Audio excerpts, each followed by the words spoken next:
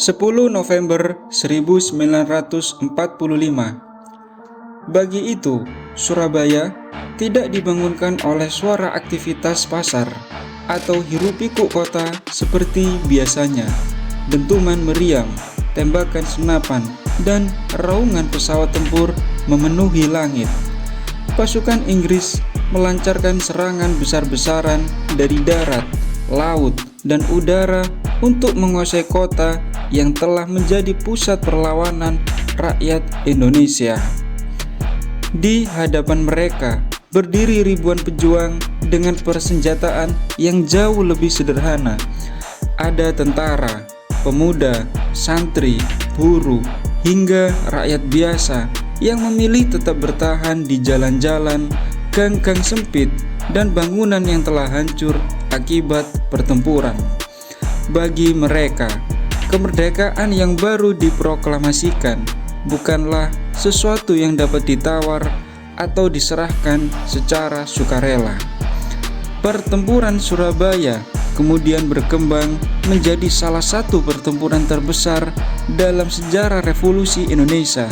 Selama berminggu-minggu, kota ini menjadi simbol keberanian, pengorbanan, dan semangat perlawanan sebuah bangsa. Dari puing-puing dan asap peperangan, lahirlah kisah yang terus dikenang sebagai salah satu fondasi perjuangan Indonesia.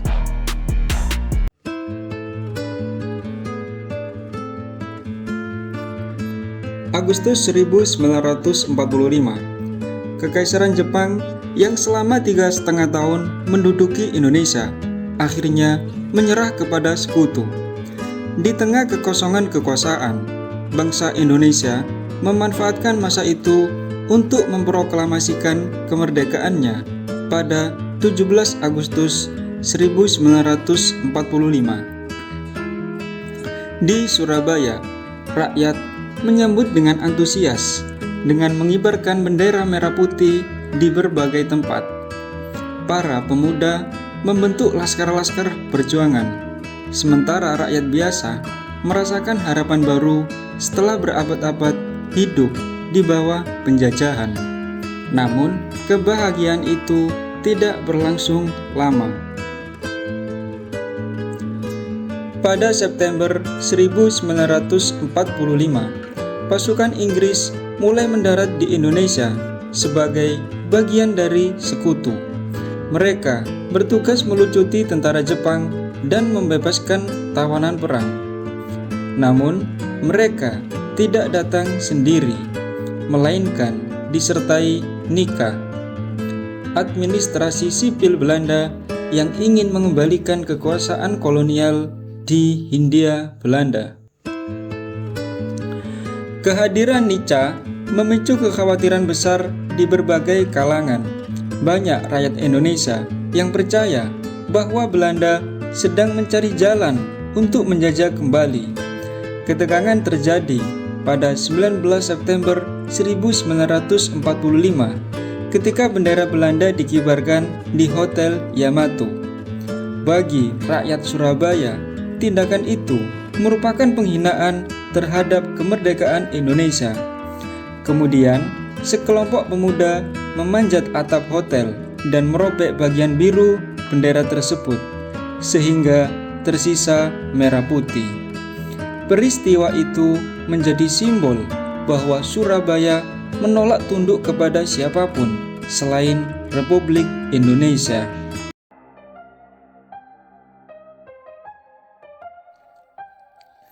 Memasuki akhir Oktober 1945, hubungan pejuang Indonesia dan pasukan Inggris memburuk. Bentrokan-bentrokan kecil terjadi di berbagai tempat. Pada 30 Oktober 1945, sebuah peristiwa besar mengguncang Surabaya. Brigadir Jenderal Malabi, komandan pasukan Inggris, tewas dalam sebuah insiden di dekat Jembatan Merah. Kabar kematiannya menjadi teka-teki hingga kini. Kematian Malabi membuat Inggris marah dan mengambil tindakan yang lebih keras dengan mengeluarkan ultimatum yang memerintahkan seluruh pejuang Indonesia menyerahkan senjata dan menghentikan perlawanan. Mereka yang tidak mematuhi ultimatum akan menghadapi tindakan militer. Meski sebenarnya ultimatum dilakukan Inggris bertujuan untuk memulihkan keamanan. Bagi rakyat Surabaya, ultimatum tersebut merupakan tuntutan untuk menyerah dan mengakui kembali kekuasaan asing. Di tengah suasana yang semakin panas, suara Bung Tomo mengudara melalui radio. Dengan pidato yang penuh semangat, ia membakar keberanian rakyat Surabaya untuk mempertahankan kemerdekaan. Pilihan yang dihadapi rakyat saat itu sangat berat. Mereka sadar bahwa kekuatan militer Inggris jauh lebih unggul. Namun, mereka juga percaya bahwa menyerah akan mengkhianati kemerdekaan yang baru diperoleh.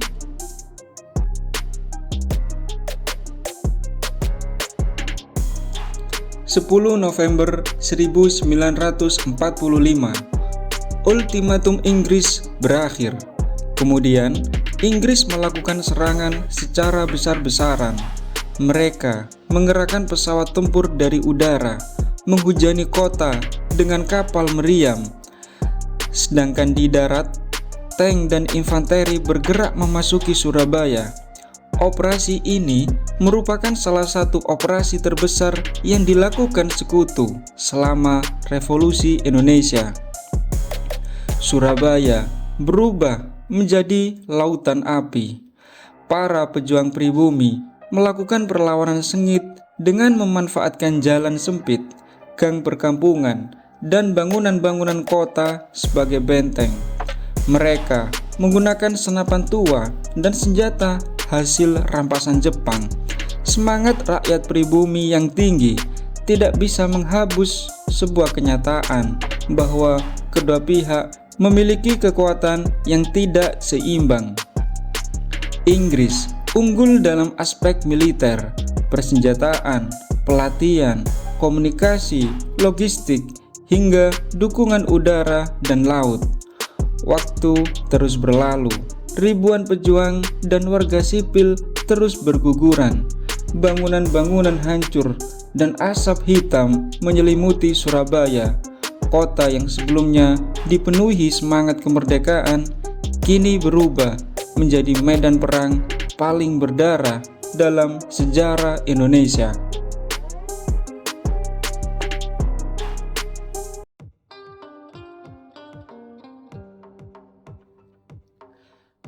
Setelah beberapa minggu, pasukan Inggris menguasai Surabaya.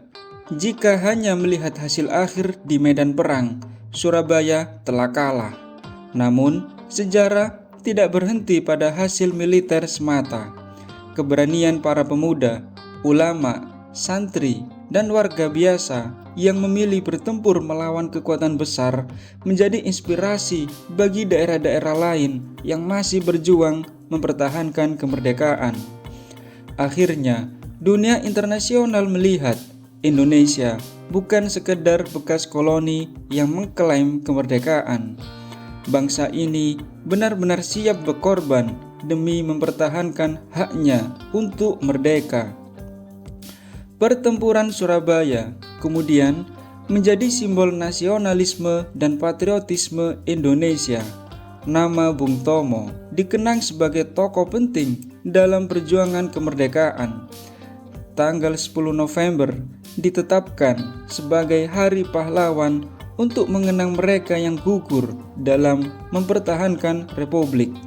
Kekalahan militer ternyata tidak menghapus kemenangan moral yang lahir dari pertempuran tersebut.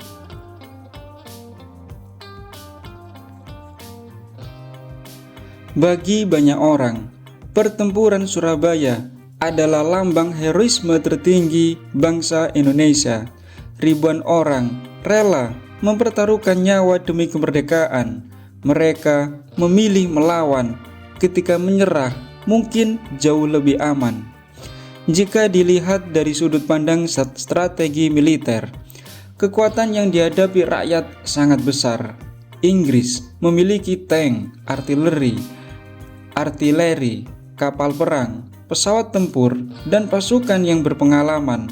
Sedangkan para pejuang memiliki persenjataan terbatas, koordinasi yang minim, dan logistik yang kurang memadai. Akibatnya, korban yang gugur sangat besar, dan kota Surabaya tetap dikuasai Inggris. Dari perspektif ini, perlawanan terbuka di dalam kota bukan pilihan yang efektif. Strategi gerilya, perang jangka panjang, atau pendekatan diplomasi mampu mengurangi korban, namun tidak memiliki peluang untuk mempertahankan kemerdekaan. Namun, ada pandangan lain yang tidak kalah kuat. Pada akhir tahun 1945, Indonesia adalah negara yang baru lahir dan belum mendapatkan pengakuan internasional. Dalam kondisi ini, tekad untuk mempertahankan kemerdekaan mungkin sama pentingnya dengan memenangkan pertempuran. Perlawanan Surabaya mengirimkan pesan kepada dunia, bangsa Indonesia tidak akan menyerahkan kemerdekaannya begitu saja. Karena itulah, pertempuran Surabaya dapat dipandang sebagai sebuah paradoks sejarah. Secara militer, hasilnya dapat diperdebatkan. Secara strategis, efektivitasnya masih menjadi bahan diskusi.